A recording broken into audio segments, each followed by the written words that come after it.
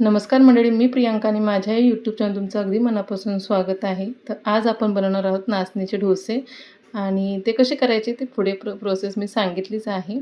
तर समप्रमाणामध्ये नाही घ्यायचं आहे.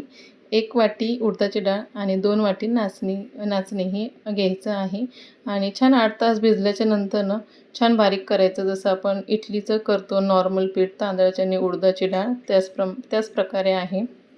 तर मी छान बारीक करून आता ते फर्मेंट करायला ठेवलेलं आहे. आणि आम्ही ह्या वेब सीरीजची 2 एपिसोड आम्ही बघितले. जास्त टाईम नव्हता आम्हाला बघायला, पण त्यातल्या त्यात आम्ही एपिसोड बघितले. खूप भारी पिक्चर आहे. म्हणजे मला आवडलं म्हणून मी सांगते. मुलांना तर नक्कीच दाखवलं पाहिजे. मला अजून बघायचे त्याचे अजून आहे त्याचे पार्ट्स अजून. पण आम्ही 2च बघितले कारण त्या दिवशी आमची खूप गडबड चाललेली. आम्हाला जायचं होतं बाहेर. आता कुठे मी बाहेर गेली हे तुम्हाला पुढे ब्लॉगमध्ये दिसेलच. म्हणून ब्लॉगमध्ये कंटिन्यू राहा. कसा वाटतं हेही मला कमेंट करून सांगा. आणि तुम्ही कोणी नाचणीचे घावणे कधी केल्यात का डोसे हेही मला कमेंट करून सांगा. आता नाचणीच्या घावण्याचे मी पीठ फर्मेट करत ठेवलेलं. ते आता बघा एवढं छान मस्त फर्मेट झालेलं दुसऱ्या दिवशी किती छान जाळ्या आलेलं तुम्ही बघू शकता. तर मी तुम्हाला दाखवते. बघा किती मस्त असे जाळीदार असं म्हणजे पीठ खूप छान आंबलं गेलेलं आणि मस्तच झालेलं. तर आता मी इथं व्यवस्थित ह्याला फेटून घेते आणि त्याचबरोबर इथं मी चटणी पण बनवलेली आहे आपली खोबऱ्याची चटणी ह्याच्याबरोबर. आणि आता छान मी फेटून घेतलेलं आहे पीठ आणि रात्रीच मी पाणी जेवढं मला लागणार आहे ना तेवढंच टाकलेलं. आणि जर लागत असेल तर तुम्ही त्यात एक्स्ट्राचंही घालू शकता पाणी, तसं चालतं. आता मीठ घालून असं छान आपण आता ह्याचे डोसे करून घेऊया. आणि डोसे बनवण्यासाठी मी इथं तवा ठेवलेला आहे. आणि मी इथं खूप मोठी ही चूक केली की मी तव्याला म्हणजे हा तवा माझ्या डोशांचाच आहे. मी बाकी कशाचा हा तवा वापरत नाही, डोशांचाच आहे हा. ह्याच्यावरती कांदा हे करून घेतलेला म्हणजे बोलली चिटकू नये म्हणून. आणि त्यानंतर मी हा डोसा घातला त्याच्यावरती. जवळजवळ खूप उशीर गेला तरी पण आहे ना हा डोसा काय पलटी मारत नाही. तर तुम्ही बघू शकता पुढे की माझ्याकडून जी चूक झालेली ती काय माहिती नाही का कशामुळे ते. पण तो डोसा काय नीट पलटी झालाच नाही आणि असं उकलून पण वरती आला नाही की जेणेकरून पलटी मारावा. तो तसाच चिटकून राहिला आणि अगदी करपला तरीसुद्धा निघाला नाही. पुढे बघा त्या डोस्याची गंमत. असा माझा हा पहिला डोसा झालेला आहे. जवळजवळ मला असं वाटलं की आता हे सगळं फिसकटतं वाटतं, कारण मी पहिल्यांदाच हे डोसे ट्राय करत होते आणि खूप एक्साईट होते हे डोसे बनवण्यासाठी. कारण मी खूप दिवसापासून विचार करत होते की मला असे डोसे बनवायचे आहेत नाचणीचे, जे की मुलांसाठी आणि सगळ्यांसाठीच छान असतात. नाचणी आपण सहसा खात नाही डायरेक्ट अशी. आणि ज्यांना समजा काही पचनाचे त्रास असतील तर त्यांना नाचणी पटकन पचत पण नाही. तर हे छान ऑप्शन आहे की डोसे करून आपण खाऊ शकतो. त्याने त्रास होत नाही. म्हणजे आमच्या घरात कोणाला त्रास झालेला नाही आहे. म्हणजे आहेत ज्यांना पचनाचे त्रास आहेत त्यांना त्रास होतो. तर त्यांना तर त्रास नाही झालेला, छान पचली गेलेली. आणि ही पहिल्या डोस्याची अवस्था झालेली. पण ते सृष्टीला जाम आवडलं आणि सृष्टीनं खाल्लेला आवडीनं तो डोसा, कारण तिला ते कडकडीत छान लागत होतं. आणि नंतरचे माझे डोसे छान पलटी मारले गेलेले होते, म्हणजे छान झालेले. तर ह्या डोस्यात तुम्ही बघू शकता कसं मस्त असं पूर्णच्या पूर्ण पलटी मारल्या गेलेला आणि छान म्हणजे दोन्ही बाजूने मी छान शेकवून घेतला. दुसऱ्या बाजून थोडंसं मला असं पांढरा दिसत होता, म्हणून मी जर असं तेल त्याला लावलं की जरा छान दिसावा किंवा छान कडक व्हावा म्हणून. पण मस्त झालेले, चव छान लागते. नाश्ता तयार आहे. श्रवण ट्राय करायला पण तयार आहे. बाहेर नको, इथंच खाऊया. हा मग इथेच.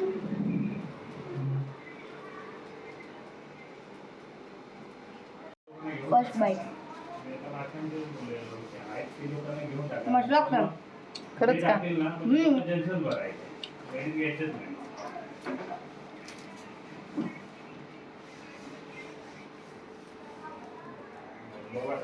तुम्ही पण खावा. इथे आमचा करपे डोसा.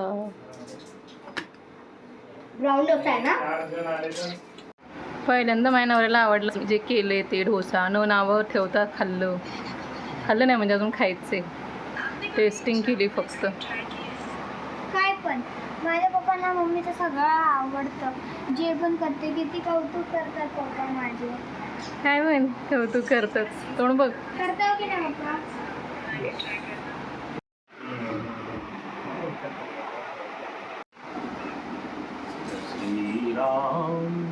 कडक करायचं. बघ किती कौतुक करतात. वाव. बघ चांगलं राहिलं. एक वर बॉक्स.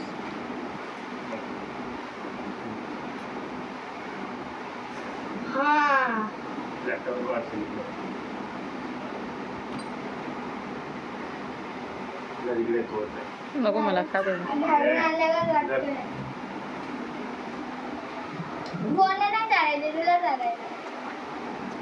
तुला माहिती मारीला.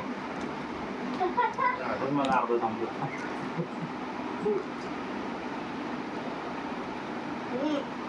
सांबार बरोबर लागतं. शेवटचा ढोसा आणि तव्याची अवस्था. आणि एवढे ढोसे आता राहिलेले आहेत. सगळ्यांची पोटपूजा पण झालेली आहे, बघू शकता. तर आता घरातलं सगळं आवरून मी निघालेले बाहेर, कारण थोडीशी शॉपिंग करायची होती. कारण जसं की मी सांगितलं मी बाहेर जाणार आहे, तर अतुलला थोडीशी शॉपिंग करायची होती. त्यासाठी आम्ही गेलेलो मॉलमध्ये अतुलसाठी कपडे घ्यायला. भारी आहे ना.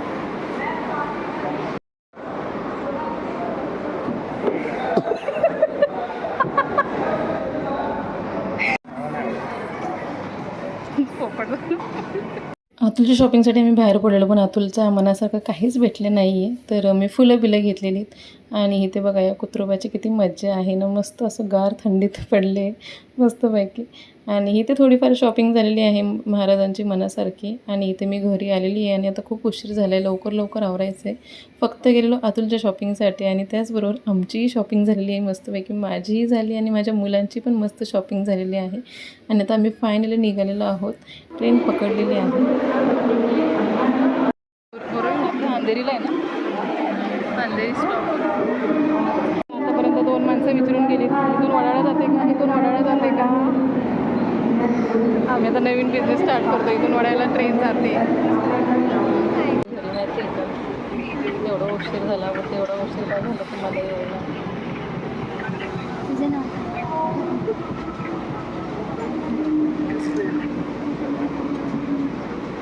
आई भडकली घरी आहे म्हणते एवढा उशीर का झाला यायला तुम्हाला.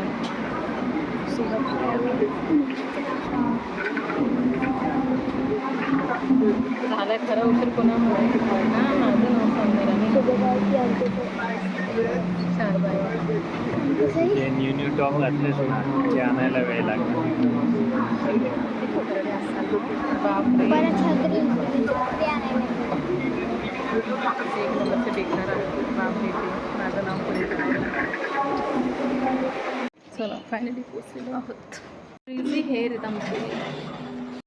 मम्मीच्या आजचं मस्त असं जेवण खाऊन आम्ही झोपून गेलो. आणि सकाळी आमच्या लवकर पहाटे म्हणता ना, सकाळी सकाळी आम्ही प्रवासाला सुरुवात केली. खूप छान पाऊस पडत होता आणि हिरवंगार होतं सगळीकडे आणि मस्त वातावरण होतं. सकाळी सकाळी थंडी होती, पाऊस होता, खूप भारी वाटत होतं. आणि आपला मिसिंग लिंकवरनं आमचा प्रवास चाललेला. फर्स्ट टाईम नाही मी केला, म्हणजे मी सेकंड टाईम प्रवास केला आहे. पण फर्स्ट टाईम मी ST महामंडळाने गेलेली, तर रात्रीचीच गेलेली. मला काही म्हणजे एवढं बघता नाही आलं. पण आज आम्ही आमच्या प्रायव्हेट गाडीने गेलेलो म्हणून मस्त असं बघायला भेटलं म्हणजे. आणि खूप छान वाटत होतं. सकाळचे धुके होते आणि पाऊस रिमझिम पडत होता. खूप भारी वाटत होतं आणि थंड हवा गार चाललेली. खूप मस्त आली, मजा आली प्रवासामध्ये. दाजी हे बघा. आणि फायनली मी गावी पोचले आहे. सातारला येऊन टेकलेले आहे. आणि सातारला येऊन जर मी भाजी मंडळीत जाणार नाही असं कधीच होणार नाही. घरी भाजीपाला न्यावाच लागतो. आणि असतं ना आपल्या गावाकडच्या माणसाला वाटतं की काय काय घेऊन येतील. मुंबईवरून तुम्ही घेऊन जातेच काय काय त्यांना, पण गावावरून म्हणजे साताऱ्यातून भाजी वगैरे घेऊन जाते. कारण आठवड्याचीच भाजी नेली जाते, जास्त कोणी येत नाही आमचं गावावरून सातारला सारखं. आणि गावाला नाही लावणीची कामं चाललेली, त्या टायमामध्ये मी गेलेले. एवढं भारी वाटत होतं ना, म्हणजे काय सांगू आता, किती छान वाटत होतं. आणि हा ब्रिज जो आहे तो मे महिन्यामध्ये दाखवलेला व्लॉगमध्ये तुम्हाला माहिती असेल, तेव्हा काम चाललेलं आणि आता पूर्ण काम झालेलं आहे. चला, आपल्या गावची हद्द सुरू झालेली आहे. धो पाऊस आहे, झऱ्यांना छान पाणी सुटलेलं आहे आणि ओढेही ओसंडून वाहत आहेत.